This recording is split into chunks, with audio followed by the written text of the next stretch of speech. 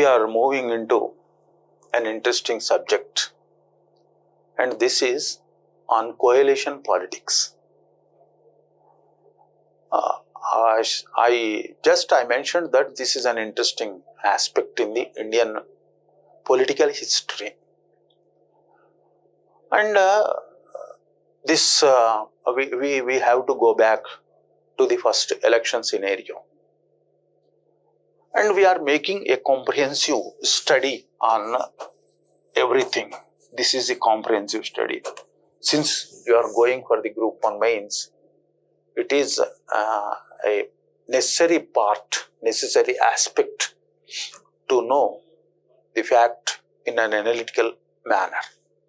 So I am going into the deep-rooted historical subject that the first election held, organized heavily in the ending of 1951 and at the initial time of 1952. At that time, Sukumar Sen was the Chief Election Commissioner. It was a big process. And according to Ramachandra Guha's The India After Gandhi, it was an interesting chapter. It was there in that book.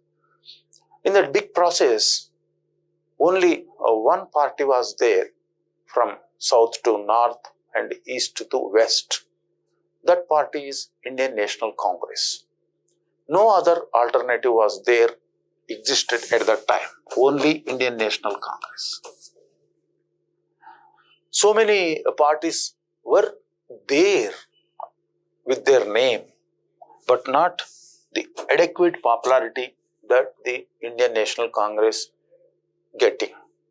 Those parties are Socialist Party and United Communist Party and of course Republican Party of India and one or two regional parties like Jharkhand Mukti Morcha. It was there at that time also. And at that time, Jansangh also emerged. Jansangh. It was there. The old name of today's Bharatiya Janata Party. No party got double digit. It was the situation at that time, and Congress emerged the largest party, having more than 370 seats out of 520. Jawaharlal Nehru was the tallest leader at that time. Nobody challenged his leadership. So it went off well. And after that, up to 1962, unchallenged, unparalleled leader was Jawaharlal Nehru. The China War took place. It was China's aggressive mood, backstabbing mentality of the China. Nehru, he depressed a lot, and he thought that his the preaching on peace and everything destroyed by the China's negative diplomacy and aggressiveness. And people challenged his leadership. In particular, opposition leaders like Ram Manohar Lohia challenged him. It was a fact that the leadership was weakened by several circumstances, in particular the losing the war with China in the year 1962. Okay, it was over, and Nehru took his last breath in the year 1969 May, perhaps on 20th, I think. And thereafter, Lal Bahadur Shastri became the Prime Minister. And the Congress Party's popularity and its strength in both houses of parliament intact. No other party challenged the Congress Party. Lal Bahadur Shastri's regime went off for 18 months and he gasped his last breath at Tashkent in the year 1966. Then came another Prime Minister, Mrs. Indira Gandhi, daughter of Pandit Jawaharlal Nehru. At that time, you have to remember, you have to identify that Mrs. Gandhi was not in a key position in the Lal Bahadur Shastri's government. She was I&B Minister, Information and Broadcasting. And this portfolio is not that like a finance or defense or home or commerce. She was a minister, but a cabinet minister, not a Lok Sabha member. She was representing the Rajya Sabha from UP to Rajya Sabha from UP. Of course, in the year 1966, Indira Gandhi became the third Prime Minister.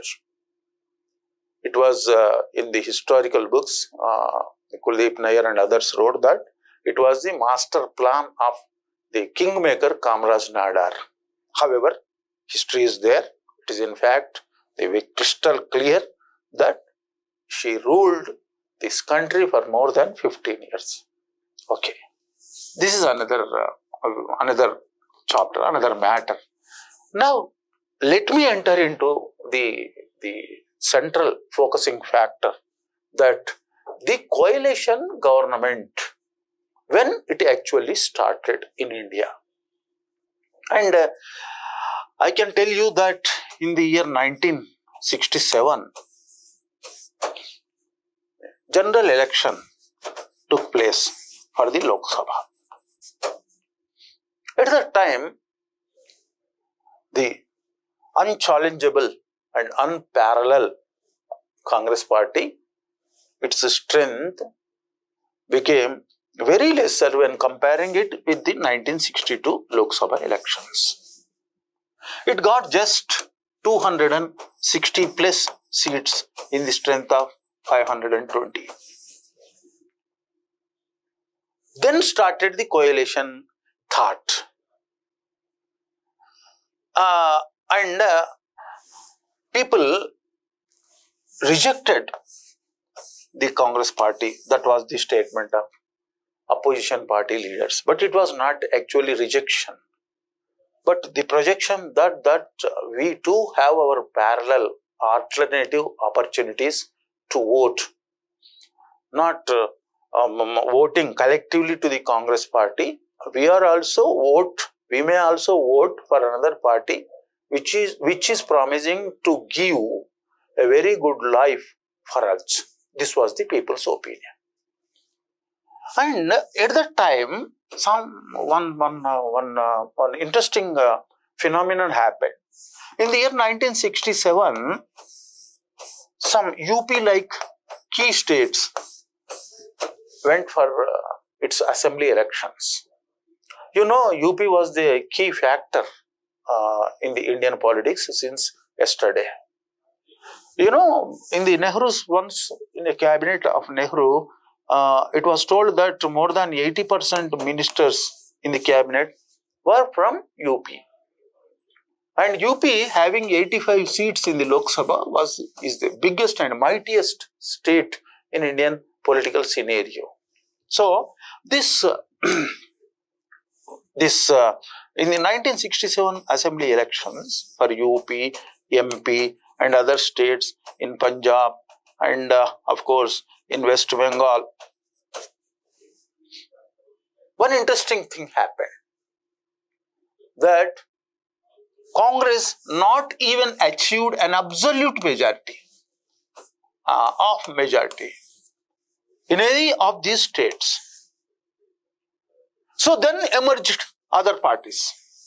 For UP, you know, one party was Bharatiya Kisan Dal or Kranti Dal and Bharatiya Jan Sangh and other parties and one or two communist parties. All these parties emerged into one unit.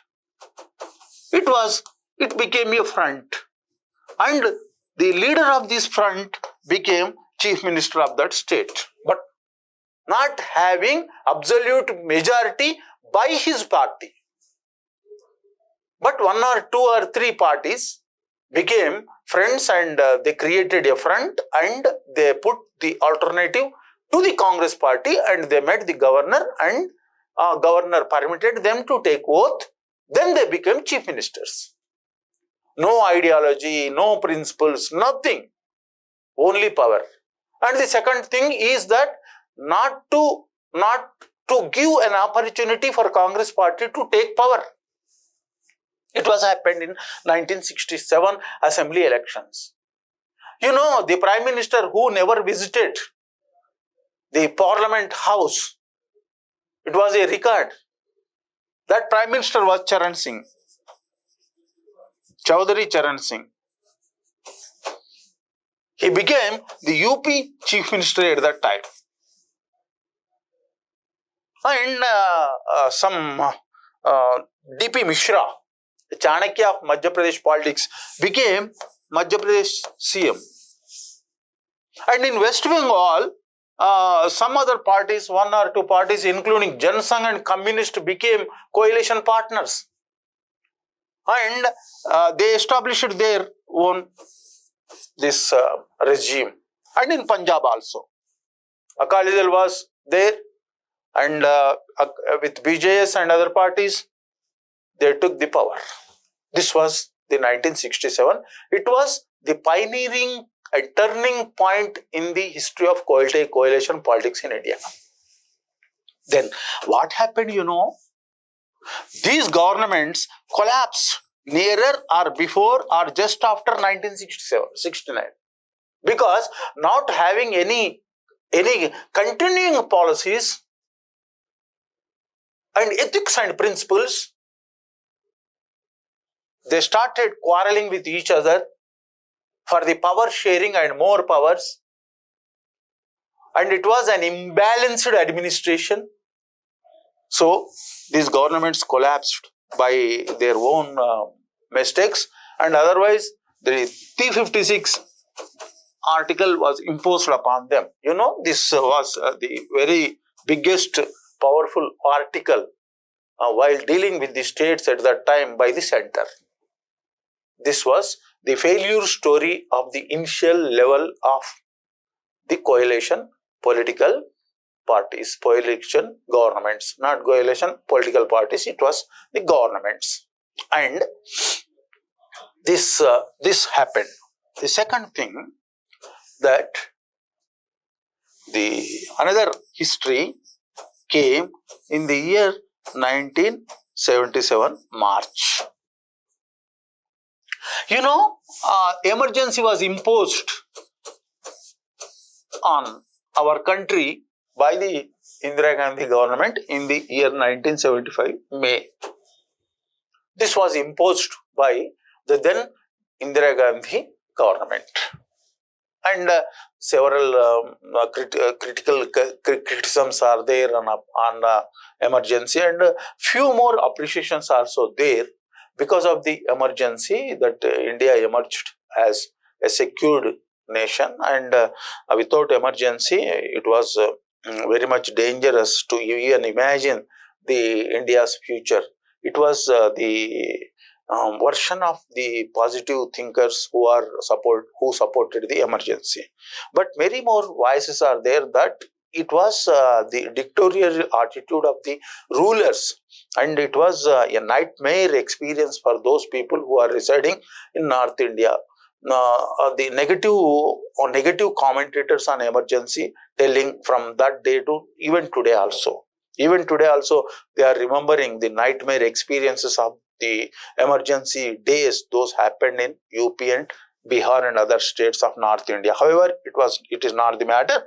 In the year 1977, the emergency was lifted in the month January. Then came Lok Sabha elections. Indira Gandhi was the Prime Minister, and public opinion was so negative upon her government because of corruption, dictatorial attitude, policy paralysis, and not getting the adequate range of growth at economic level. And then came the Lok Nayak. He was Jayaprakash Narayan. He was an elderly statesman. He was very close to Nehru. And he thought he was a socialist. He was a Sarvodaya leader. He was a true Gandhian and a freedom fighter. And he advised all those fragmented political parties in the opposition to unite, except communists, to make a fight against Indira Gandhi's regime at that time. Otherwise, he advised that you can't emerge. This is the right time to unite yourselves. Then, by his preachings, I mentioned now that he was an elderly man in that Indian political scenario. They came over and they accepted to de-idealize themselves. They adapted only one ideology, that they must make a united fight to dethrone the then government, and then the achieving the power at the right time and giving a very good administration to the people of India who suffered a lot by the emergency and other factors. So then BJS, as I told you, BJS, Bharatiya Janata Sangh, it was led by Advani and Vajpayee. They are towering personalities of this party. And Babu Jagjivan Ram, he was a great leader. He was cabinet minister for more than 4 decades. He was a freedom fighter. And he quit the Congress party before the Lok Sabha elections. So he established his own Congress, his own group. It was Congress for Democracy, CFD. And this Charan Singh party and other socialist groups all came together on one dais, and it became one party. Its name is Janata Party. With one symbol, with one ideology, with one motto, these strongest leaders like Morarji Desai, Hemawati Nandan Bahuguna, Lal Krishna Advani, Atal Bihari Vajpayee, and H.M. Patel, Charan Singh, and all these leaders came onto one dais and they fought unitedly to win the election in 1977. And the Janata Party, it was a miracle in Indian political history that it got the absolute majority by getting 285 seats. And they formed the government under the leadership of Morarji Desai.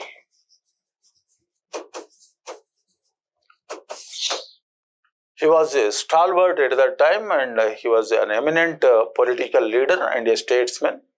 And he even led the united Mumbai state, which was now bifurcated as Gujarat and Maharashtra in the year 1960.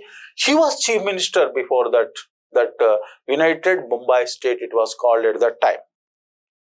And he was finance minister for, he submitted more than 10 budgets at that time in the center. So he became the prime minister. This is of course not technically not a coalition government, but at the quality level, at the qualitative level, it was a coalition government. This was the first experiment. And what happened? It was a failure story, not a successful story. Because of Charan Singh, his dream project was to become the Prime Minister of India. What the hell? At that moment, he was Home Minister. And his experience in the past is confined to his own state, that was UP, and even confined to his own area, that was Western UP. Agriculturally progressive area. And his dream was to become Prime Minister of India. So, this gentleman started his own politics within existing in the cabinet. It is a wrong thing. It is unethical. Not resigning from the government, existing in the cabinet and making destabilization politics, it's a wrong thing. But he indulged that. And then Morarji Desai resigned his prime minister post in the 1979 July. And this Charan Singh started his own group, that is what the Lok Dal, with 100 ad members. George Fernand and others joined in that group. Yes, it happened. Then President of India, Neelam Sanjeev Reddy, invited this Charan Singh to form the government. Congress came onto the dais and they told that not joining in the government, we are going to support Mr. Charan Singh and his Lok Dal party.